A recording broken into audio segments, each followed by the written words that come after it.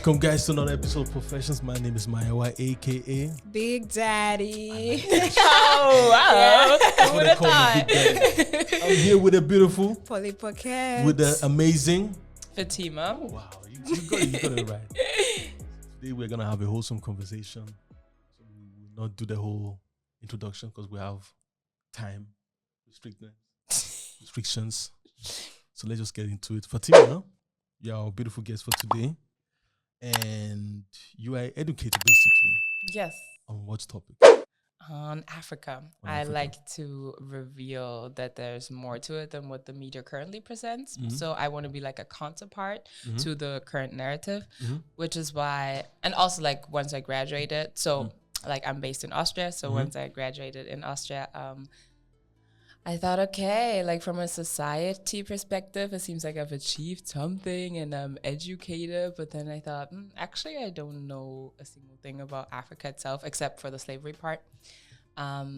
So yeah, and that's basically how it started. I thought, okay, since I do have two younger brothers, I thought if they would come to a point where they also graduate and then have the same questions, I want to be the one who's like, got you. So that's why I started writing a book. That's how it actually started. What's it gonna be titled? The book it doesn't have a title. It was just I was just collecting different tribes and just like researching their history, starting with my own tribe. But yeah, so What is your tribe? so my dad is Malinka. So there was a big Mali empire back then. So it's kind of like connected to it a little bit. And my mom is Fulani. So yeah, right now the hairstyle that was trending, so Fulani braids. So that's from that tribe. So yes. Interesting. Yeah. So, but it's I think just you said something that's quite profound. You said like African history. For you, Paula, you grew up in obviously Kenya and Africa. Africa, no. But how is it in terms of history lessons? What do you guys actually learn? Everything. You see, that's interesting. We obviously you and I we both grew up here. We didn't learn anything besides Egypt. I think that's the only thing. Egypt. That's the only thing. But it make it seem like kind of like whitewash Egypt. It's not like, Yeah. oh, these guys are actually we're Black all we're bag. actually Yeah. black. Okay. So it's just like, oh, yeah, there were Egyptians there, there were Romans there. So it's kind of like whitewash. So what were you guys actually learning? I think Kenyan system was really, really good. Now that I look back and I've met other Africans, in Kenya we learned, first of all, our history. We learned our history, colonization, obviously independence, freedom fighters, the stories behind that.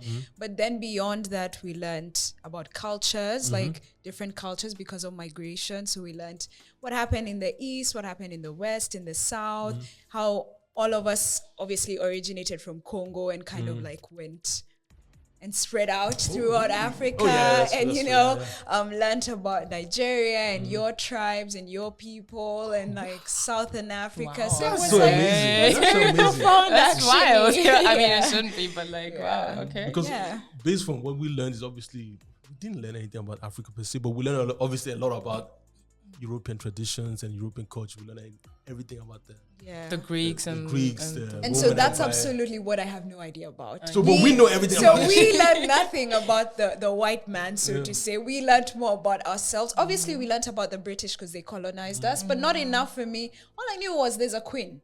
That's all I knew. That's as far as I knew. Hitler that. and the Second our and friend First basically World here. War. that was my mom that educated me. It was not ever in school. Nothing.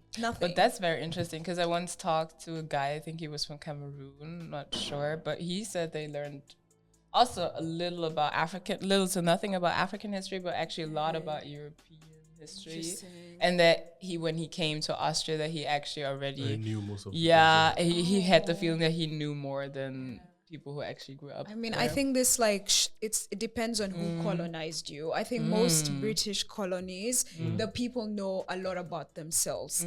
But then when you look at like the French, the Germans, That's a good point. the colonization was so deep that even till was now already it still indoctrination runs. to be fair. Exactly, yeah. But Fatima, when did it actually start with you that you wanted to learn more about African history? Like once you graduated right away? Yeah. Like, I don't know, before. So I guess in kindergarten, that was the first time I noticed that I was different because kids would the one question I had gotten asked this if my parents forgot me in the oven, if that was the reason for my skin color. Welcome to Europe. Welcome to Austria, baby.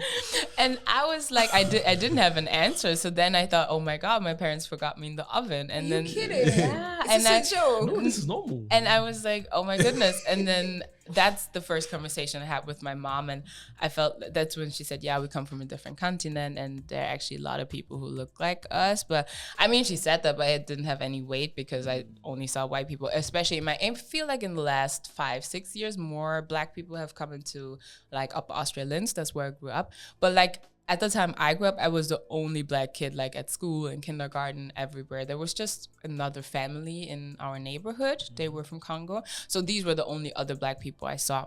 But then, so that's why my focus was always on like fitting in. And for a very long time, I wanted to have white features because then I thought my life would be easier. So it was only when I went to New York at the age of 11, because I have like family members there. That's when I saw a whole lot of Black people. And I was like, Black queen. wow, we are dripping. So then I came back with pink braids and pink sneakers. And I don't know, it was just like in my pink movie and just bought a lot of stuff from there. So that's when I then started like accepting my features and my appearance. So I was just more in the like accepting phase, but not really thinking about, okay, what else is out there. That just happened after I graduated. So yeah. Which is interesting because for me, I think that it started with like when I was like, probably when I was 17, that's when I realized, like, look, to be fair, I actually don't know shit about Africa. Yeah, so I was so I kind of 18, like had to kind of like research. 19. I think I started off with Congo. Started researching on Congo, and I was like, okay. But why not Nigeria? Or because you did know a couple of things, or what? To be fair, I think that I think Nigerians have this essence of, okay, Nigeria is the biggest thing. I didn't want that. I wanted to go into something different. So I started with Congo because in Austria you learn that genocide is the worst thing that ever happened. Yeah, but and actually, they make it, but it's actually not. It's not the Jewish genocide that happened. It's the worst thing. It's actually the Congolese genocide that happened. So which was the worst thing, and we never spoke about it because the Jewish here, they have like a very strong culture in Austria, which is rightfully so, and they constantly let people know that we will never forget that trauma. So when it's funny, because when white people tell Black people that we should forget that trauma, they'll never say the same thing to the Jewish people. So no, we will not forget that trauma. So each African nation has experienced trauma, and we need to constantly speak about it. No, we don't get over this shit. And the Belgians. And it's a continent. It's not just a nation, because the Jewish nation is basically a nation. Obviously, it's a big nation, but we're talking about the whole continent that experienced trauma. So that's how I started. But the thing is, like, for you, we also spoke about the identity crisis. How is that with the whole identity crisis? Because for me, I said it was easy. Look, depending on who asks me, I'm a Nigerian, I'm an Austrian, and that's how I go about my life. Because some people feel like they don't know who they are or what they are. So how would you kind of like navigate this whole situation with them? Yeah, I mean, now that we talked, I also like got a bit different perspective on it. But before our talk, like 15 minutes ago, it was more like that so this summer I traveled back to Guinea-Conakry, and like people could tell from afar that I like was socialized in Europe, and also family members would say that I'm white. And then for me, that was like, I don't know, because people in Austria always say that I'm African, and then when I go back to the continent, I'm white. And then I could tell that my mindset and also just the way I grew up has more European influential. But then I was here to like discover the other part of me, right? So then I felt like even if I would be invested totally, I would never be one of them, kind of. So that was just something I had to face and understand. But now I think, I mean, I'm grateful that I have all these options and this things I can go after with where I grew up and where my parents like came, and I feel like I'm also like fulfilling what their dream was when they came. So just to have like a better, profound future for their children. So that's why I'm always working towards making the most out of it. And then I'm also grateful that I even am able to operate on that level. So now I guess I'm just trying to like take the positive out of both worlds, just as you also said before, and just maybe not try so hard to fit in, I guess, because I'm just Yeah, I just have my feet in both balls. Paula always calls me so, that. yeah. Paula always said that I'm an Austrian. I embrace it. Look, jollof rice and Wiener Schnitzel is banks. I mean, yeah, we were the only one on time, right? So You see, that's why I say that's the Austrian ones. Because African time is just like laissez-faire. Like I do whatever I want. There's no time in Africa. There's no time in Africa. But in terms of education also wise, like where should people actually start? Like actually, I think both. It's very important that the whites and also the Africans know about the African diaspora, know about Africa. But where should we start? Because Africa is very vast. Where would you start? Basically? we'll just start by following me. But okay. What did you say? I said like you have to begin from your culture and your home. You know, but Okay. follow her too. Do you have to? Yeah, when you're getting started, this is what I'd advise people like you. Just begin from your culture, understand your people. Why are you going to understand you're Nigerian, but you want to learn about your roots and your culture, but you're starting with Kenya? Why? You have to begin from home. Begin from home, learn about your country, your culture, your people, and slowly expand. You know, you can't respect somebody who knows nothing about where they're from and their roots, because then That's why a very else African perspective. no, really. That's Like, interesting, what are you gonna come and tell me if you know nothing about yourself? Master yourself, your people, your roots, and come talk to me and learn about everything else. Do you know what I mean? So begin from there. Oh, this one sounds harsh. I don't know what you said. No, it sounds harsh. It sounds no, but you asked where should education Yeah. begin. Ask your parents, your grandparents, your aunties, your uncles. Online, follow someone like her who is like debunking a lot of things, but also know about yourself and your culture and your people. How is that harsh? I don't see how that's harsh at It's all. like not sometimes when you say start. like, okay, my home is always gonna be my home, so there's no need for me to rush into understanding what my home is. That's how I So feel. then you go and learn about another home? Yeah. Okay, cool. Do No, you? I'm just saying. I'm just saying, like, Okay. but maybe that's also because my parents always kind of like told me anyways about the Yoruba culture. And Yeah, that's the Yoruba thing. spirit, Like yeah. Nigerians, they really educate themselves. Like, your guys are very, very cultured, but there's other like countries that it's very difficult for the parents basically don't say anything. So if you're in that position, then just take it upon yourself to start learning about yourself and your But do people. the parents actually also know about their own culture? That's also one thing. I don't want somebody just be gassing me up. But and you also can't fault your parents if they don't know. You now take it upon yourself and take that initiative and go learn it for yourself. because learning about other people's culture has a structure, most especially. They will tell you, okay, this is what you need to do first, and then you take it on from there. So sometimes I feel like in my culture, we don't have the same type of structure, for instance. So I don't know. What do you think?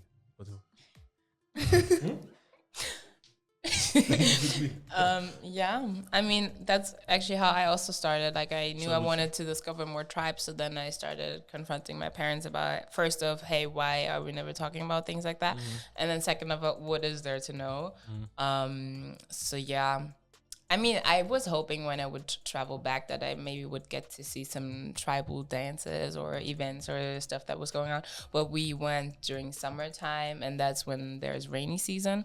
So I would have to like come during winter to then see all these things. Cultural aspects. Yeah, so that's why and also I missed mango season. That's still painful. So yeah, so I will have to go back to then really see it for myself as well.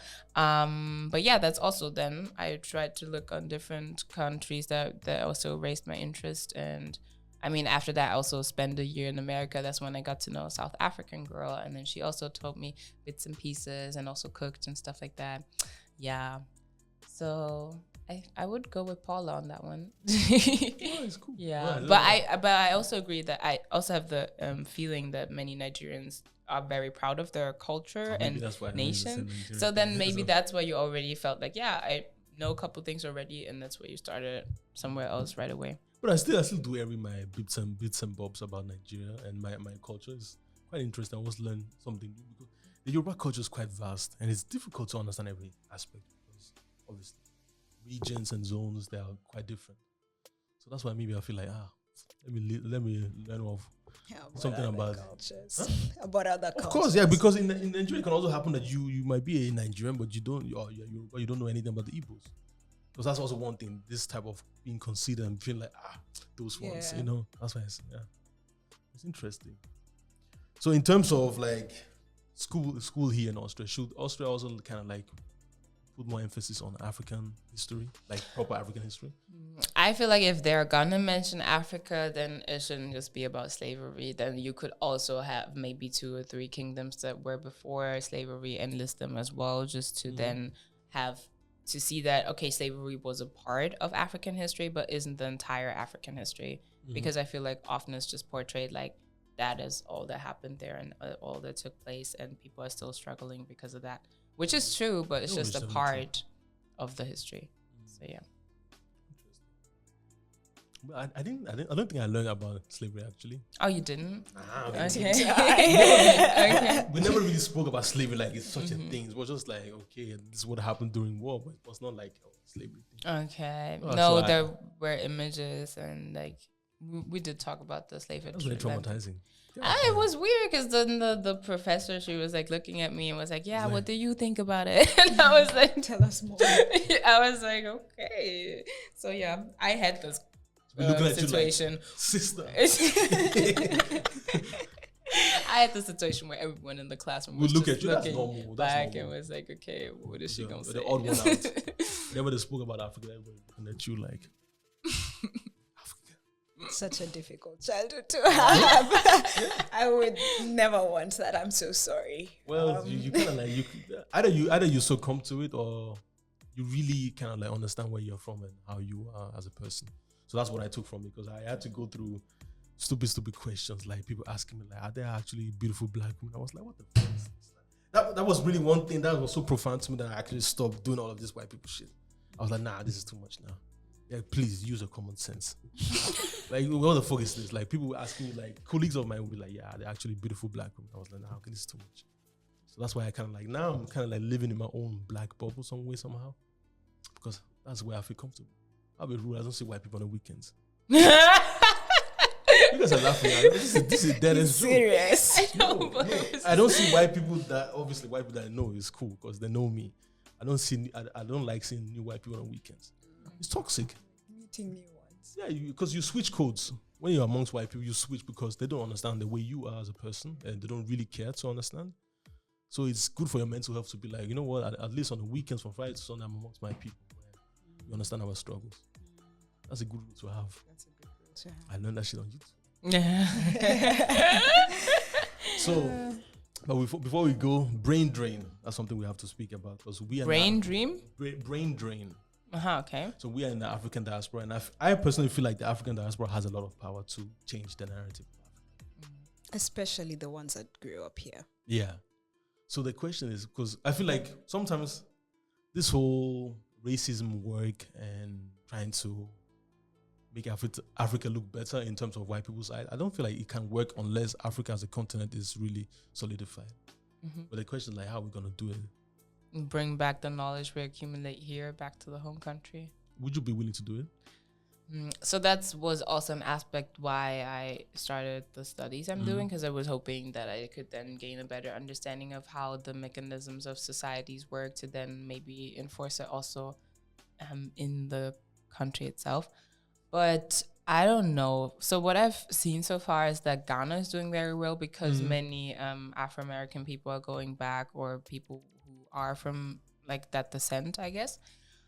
So my vision would be that we take this as an example to see that it can work. And I also think that's the only way it can work, because why would you trust that like someone who doesn't have a genuine interest for their country to flourish put in the work that it would take to. That's what I'm saying. It can't work if some of us that are actually very smart here and are doing good work here are not willing to go. I know obviously it's difficult because you have to somewhat minimize your expectation and lifestyle as well, because it's very comfortable, let's be honest. And then you go back to Africa, you want to, let's say for instance, you want to have those passport issues, visa issues. By the time you get to the magistrate, you're already paying people off. Like those little things are quite annoying. But I mean, I think there's a lot of power you guys have. What mean you guys? What's all this? You too. You're an Afropean. I'm not Afropean. Right, I'm African, but the reason I'm saying you guys is you grew up here and you have the passports, you've had the education, right? So you even going back to Africa, you already have the privilege of the white man based on your papers. You don't have to go through the struggles of, I don't know, visa, passport, I don't know. I do have to get a visa if I don't have. I mean, it's an entry visa, right? That you pay in the airport. Yeah. So Okay, I don't know. That's the ghetto. I have to pay it twice. Yeah, you're used to Schengen. Good for you. But then that's the thing, like with diasporans, and I said this with the utmost disrespect, honesty. With all due respect, you like being African theoretically. Yeah, that's true. That's what right. I'm saying, yeah. You're not practically African. You only identify with the positive things. You never want to have any impact in Africa. You only want to cherry pick what's good in Africa. Okay, the Afrobeats good. Yeah, today I'm African. Yeah. The day there's poverty, you're like, hey, me grew up here. Like, I don't know none of that. Ebola, I don't know none of that. Like, any problems Africa is facing, you will not identify with it. And you're staying here, you're complaining. Yeah, I have an identity crisis. Oh yeah, Africa needs to move forward. Oh yeah, this and this needs to happen. But you're doing absolutely nothing. Yeah.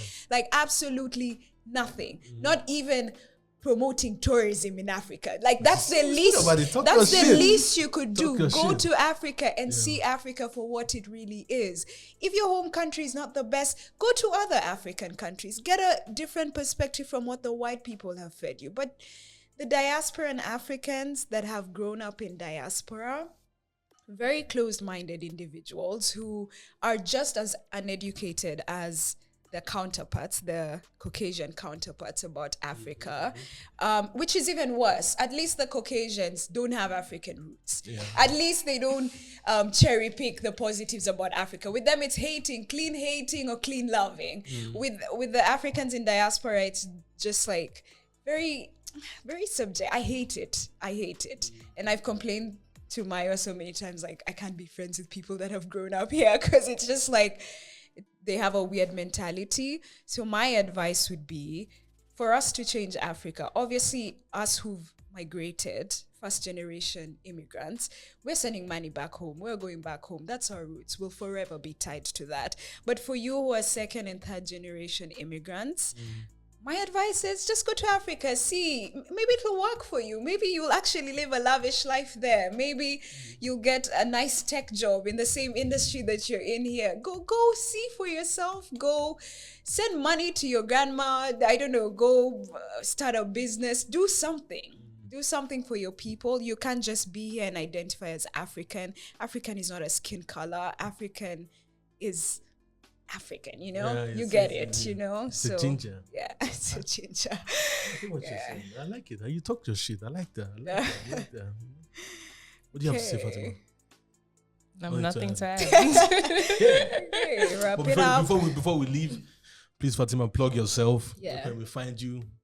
Well, so y'all can find me on Instagram. That will be at African Diva.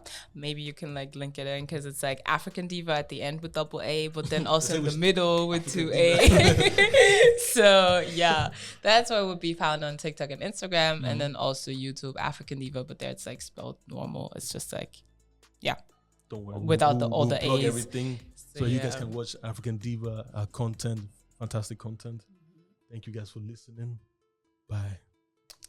Thanks.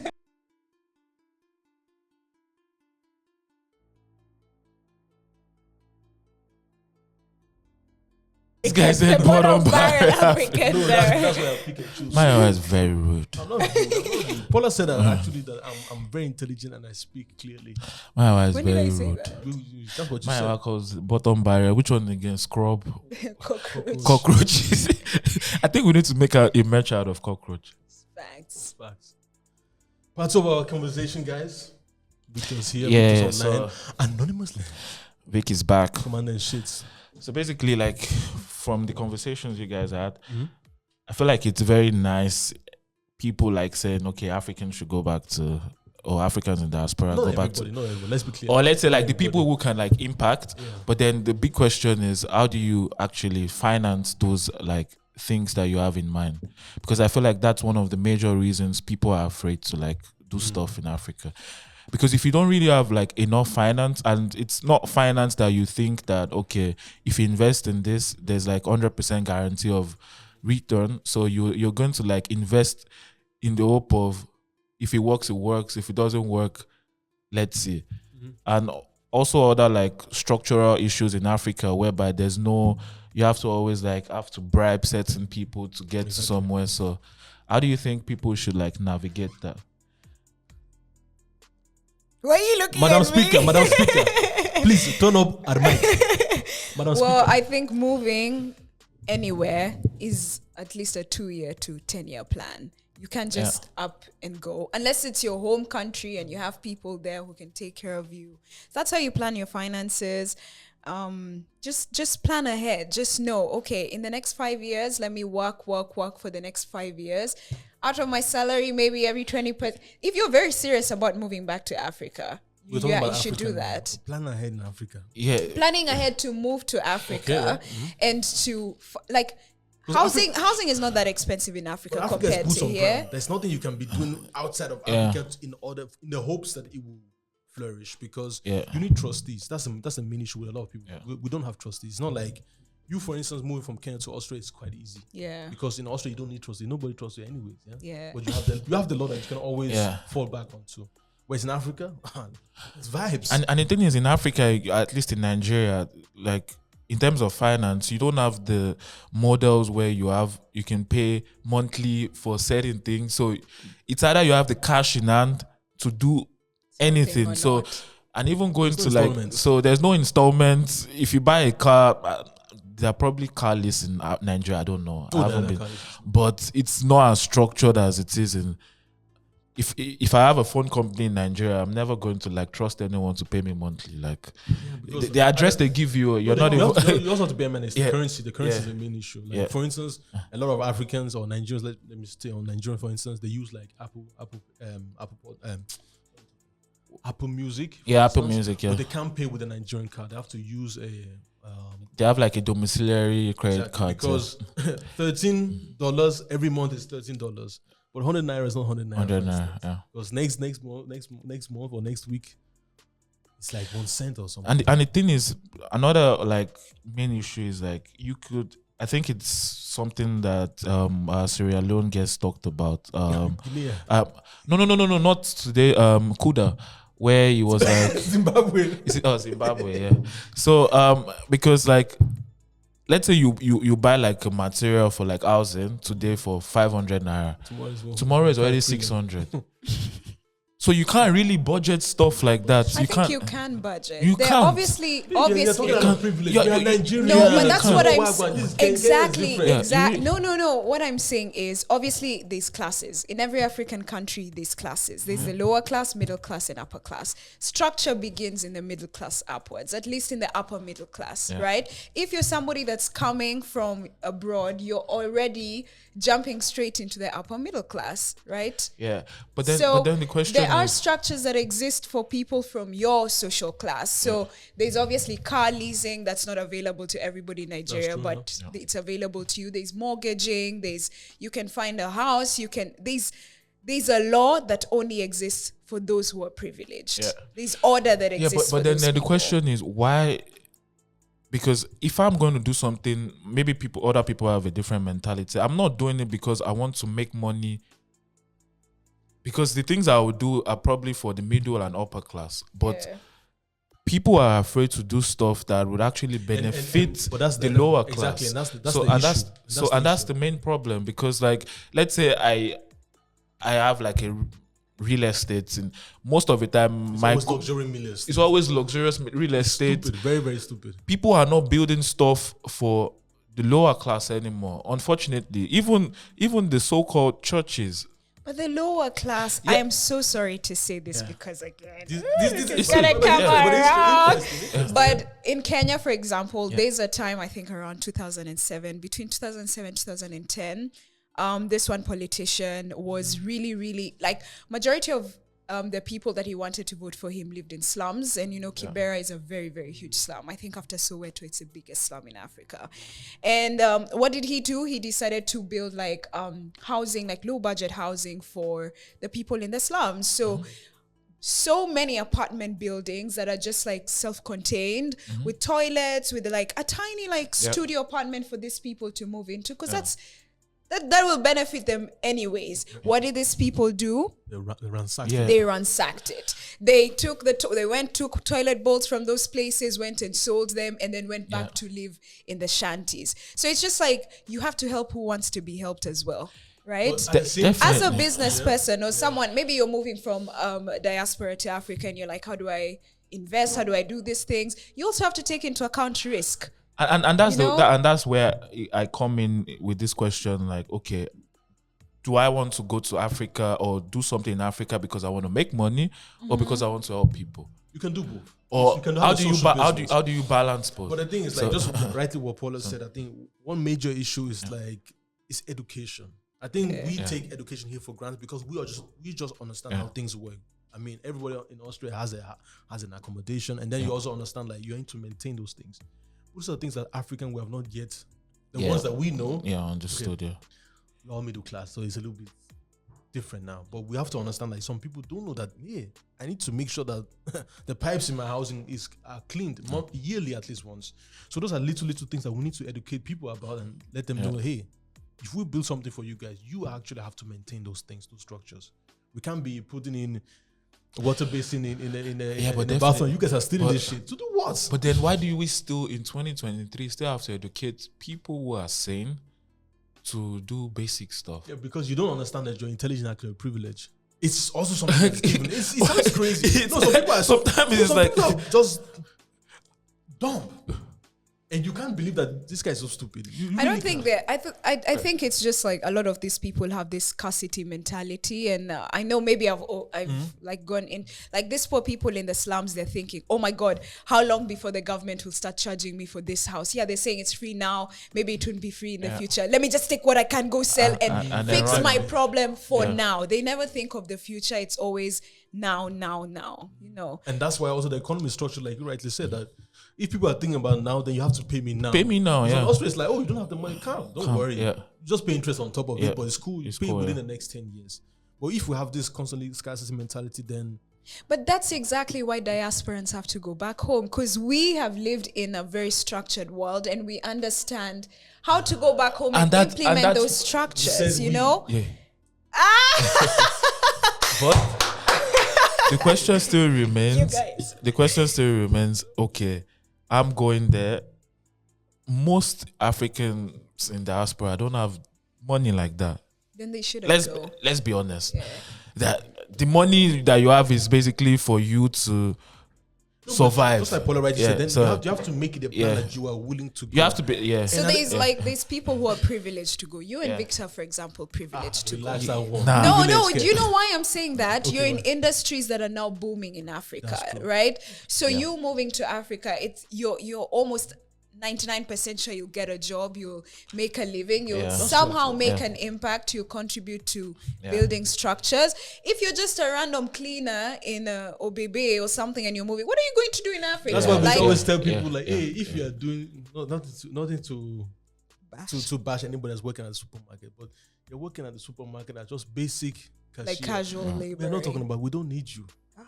We don't need you. That's harsh. It's harsh, but people know you have to bear in mind. People always feel like, I want to help. But skill sets. We currently need skill sets, and you need to get those skill sets. Because it's not about just doing any odd job. It's like, hey, what can you actually do and implement? And also, like, the mentality of people moving abroad should also change. Like, I understand, like, okay, poverty is also one of the major reasons why people want to run away from Nigeria or any African country. But the main goal should be at least the first 2 to 3. Not everyone has this privilege. So it can't, I feel actually bad saying this, but like the first 2-3 years should be just based on integration, education, understanding the system. Yeah. But then I also can't blame certain people because I'm privileged that I came in a situation where I could still rely on my parents and I had like a support system. But not everyone has that. People need to make money from the first week. And that's why I also like what Paula said, you need to travel. Yeah. I think travel is the first gateway for you to understand how things work. And you travel a lot. Yeah. Let's say, for instance, you want to set up sail in freaking Kenya. You've never been to Kenya. Maybe you are Kenyan or Austrian, for instance. Never been to Kenya. Travel constantly to Kenya.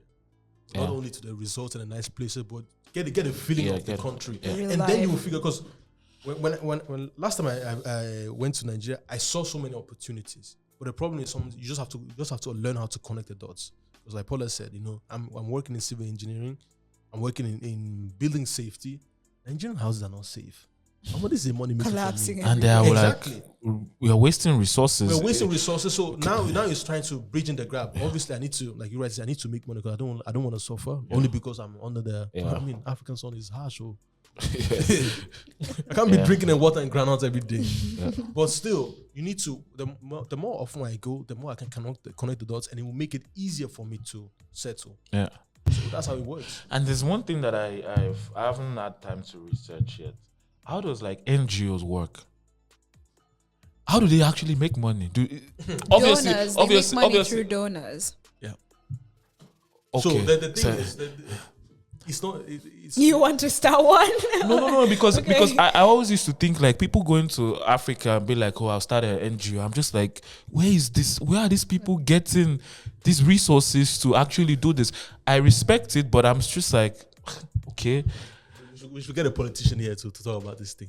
Because it's very interesting, because I would love to start a NGO if I know that I could get like 10 donors. Like that would be like my dream. I don't need to like pretend to any other person that I'm starting a business because the idea is to make money. But if an NGO can do the same thing, why should... For fact, you can also... let's be honest. You can also have an NPO. Yeah. What's NPO? Non-profit organization. I mean, like... Yeah, but it's the same thing, though. For instance, NGOs are supposed to be non-profit. They're non-governmental, but that doesn't mean they're not non-profit. Yeah. An the idea of NGO is supposed to be non-profit. No, that's a non-profit organization. It means that the government is not allowed to intervene in certain aspects. Okay. So basically, it's a tax haven. Yeah. Okay. But like, for instance, I mean... but the core is still the same. Yeah. Rolex is a charity. The Rolex watch and the Rolex brand is a charity. So that means all the costs that they have, they can cover it within. So if you, let's say for example, let's say a high esteemed manager, she's allowed to make those 20 million. But at the end of the year, they are not allowed to keep their money. Besides, they have to keep it, they have to basically put it out there. You could invade mad tax. So if you say that, okay, you are having an NGO and you want to be this can I say CEO of the NGO in that sense, and your salary is, I don't know, 1 million, then so shall it be. Yeah. And that's what but I think at the end of the year, you're not allowed to have anything within your account. You have to always spend it. Yeah. So that's why a lot of people that move back home have NGOs, because that's the smartest way to to move. No. Sounds like a scam. No, but then I think they're killing two birds with one stone. Yeah. One, they're trying to solve a problem probably back home, and two, they're financing themselves. Look, personally, I'm always of the opinion, if you're helping people, you also need to chop. Yeah. Definitely. Yeah, for sure. That's the African me. I can't follow a poor man that will not lead me to greener pastures. So if my pastor's at a church, I want my pastor also to flex a little, because you are praying for me. Lead me to the promised land. So my pastor might have a little Rolex here and there. We are praying for prosperity. So it's not like here and also where you are working for a non-government, you look like a why? I mean, because you have devoted your whole life. You can only devote your life to something if your personal are met. Yeah. Since we talked about like religious like institutions, I feel like one of the problem. Oh, that's a big problem. It is. He didn't even finish the sentence. But okay. We Africans have is like I don't want to sound like because sound so the thing like is that. When I came to Austria, I saw the way like people like take religion seriously. Like you would go fasting in church, you could spend like 3 days in church just praying, but then these same people are not willing to work. There's a scene. There's more like more devotion to religion or praying without putting the work. So why should I go out 3 days fasting because I have an exam, but I'm I forgot to read. No, and hope for the best.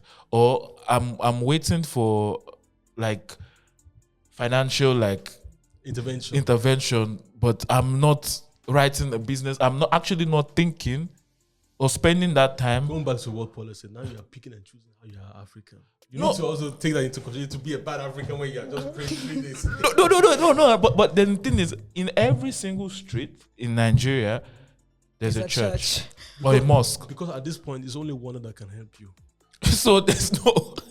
Look, I feel like the white man's country works, or even the Asian man's country, or even the Arabic ones, they work well because they understand how things work. It's work and pray. Yeah, there's life principles. It's not pray. Yeah. It's not just work. Yeah. If you work, you will die. If you just pray, you will also die. Yeah. Bring both together. You work first, and then you pray. Maybe you like, okay, God, I've studied, but this last subject, I don't know. Let's just this thing and not come to the exam. Something like that. Because one thing, at least I remember when I was in Nigeria, like churches then started to build universities, schools. Actually, very good ones. But fantastic. They are not affordable to the people that really need it. So what's the... Yeah, prosperity preachers. They're not religious people. Prosperity, we preach prosperity. Like, come on, guys, what are we talking about? Because at the end of the day, it just seems like it's a business at the end of the day. It is a business. It is a business. No, church is a business now. The biggest business in Africa. Not only. Like, the churches you guys went to, like, you know that my church owns the building, and they're all building after the church. Of course, now. So our church makes money from real estate. But it's not. It's okay. Now the thing is, it's not a bad thing. Everyone should. But then, I'm just questioning the fact that Nigerians really like worship religious leaders rather than. Is Nigeria a really religious country? We pretend to be extremely religious, but I don't know if we are. Because I get the impression that you guys are like extremely religious. Let's be honest. Especially the women. Yeah. Especially like the women. Of course, the ones that are Muslim, I know they're Muslim. But then when I'm talking about Christianity, I think your women are very prayerful and very all about that. Huh? I can't say they don't know why they cancel. Who will cancel you? People on the internet. No, just say. Because my problem. Okay, I think it's indoctrination. We don't really understand. Look, my thing is when I going to school here, when you have religion in school, you actually sit down and dissect what those things mean and how it can be interpreted in multiple ways. Yeah. So me, in most cases, I always had a one-on-one with my religion teacher because I was the only one that went to religion course. You know, obviously Austrians don't care about religion. So then you always dissect everything, the meaning of it, because you need to have a theology. Theology is the law of understanding how religion works. And it's not beans. And this is no joke. It's somebody that really understands the language that we're speaking back then and trying to translate it to the modern forms. But it's not about trying to press it on somebody. It's trying to understand, like, what could this thing mean? Everyone wakes up in Nigeria and then God has called this person and started church. That's why I hate it. It's like in Austria, you need to be a theologian. That means, but you don't learn about Christianity. You specialize in Christianity eventually. But you need to study theology in order to understand the multiple religions of the world, and then you pick the one that is profound to you. So since we talked about it, if you know that's your calling to help people in Nigeria, and you're a Christian, go back, open more religious church institutions. No, don't I don't think just because you're a Christian means you have to start a church. So just because God has put it in your heart to preach His word, you have to start a church. Exactly, tell them. Walk your talk. Like how you live is already a church in itself. You're just, people are seeing how you live. But then also in Kenya, the difference is we know it's a business. Like it's not hidden. The problem is Nigerians don't know. That's what. But then Nigerians don't know. But then the lower class are the ones who don't. I think the lower class don't know. Yeah, you know, but then it's because they have a problem. The government is not solving the problem. So they have no solution. Religion is the only solution. Yeah. Literally, my only issue with these people is the little money they're earning, they're putting it into religion, and then they're just left there like, what do I do? Trust me, like tomato sellers on the street, they pay the highest tithe. Nah, let's be honest. And the pastors are flourishing the church is flourishing, the extent, but their life is not expanding. I mean, we have to cancel pastors in Africa. The bad ones. I said the bad Cancel ones, them. but the bad ones, of but course. the I'm not question talking is, about what's the percentage of the good ones, though? very little. Yeah, very, of course. very No, little. people misuse. People have always been misused. Are you the one who sent me this thing in Kenya where this guy, the pastor, he said he was Jesus, and then now it's coming to Easter, and now the Kenyans are like, we need to crucify you because you're Jesus, and now he's like involving the police. He's like, they want to kill me. My life is in danger. Like, let's cancel people like those, please, because it's clearly a scam, you know. In Kenya, apparently, there's a time where this pastor was pretending to perform a miracle, and he was turning water into wine. And he had a beaker of water in front of the church, right? And he's like, I'm going to turn this water into wine. And this guy had potassium permanganate in his hand. You know, potassium permanganate, when it dissolves in water, it goes purple. And he strategically went, and then it turned purple. And everybody's like, you know, like water into wine. Because the grandma in the first one, she's fainting. Yeah, and now, you know, you could see the middle class and the upper class just looking at the lower class, or the gullible people, what the fuck is going on? and I think that's the problem. The lower class are so gullible that there's no... Okay. If you can have a proper structure, then the solution makes sense. I think education should be the first thing. Education is the first thing. We all can agree on. But what is education? Is it telling these people that on all levels? Because what's this education? Are we telling them listen, God does exist, but there's people that are bad that are using God's name? How do you begin this education? I'm always using Austria as an example because this is where we live now. The thing is, God and state separated. They separated this thing in the mid, maybe. But in Kenya, God and state is not together. So Really? No. It's actually no. It's not like the British or the Romans where it's like one because thing. they're always independent anyways. Yeah. Nah, not really. Now, look, it's just making you look so dependent.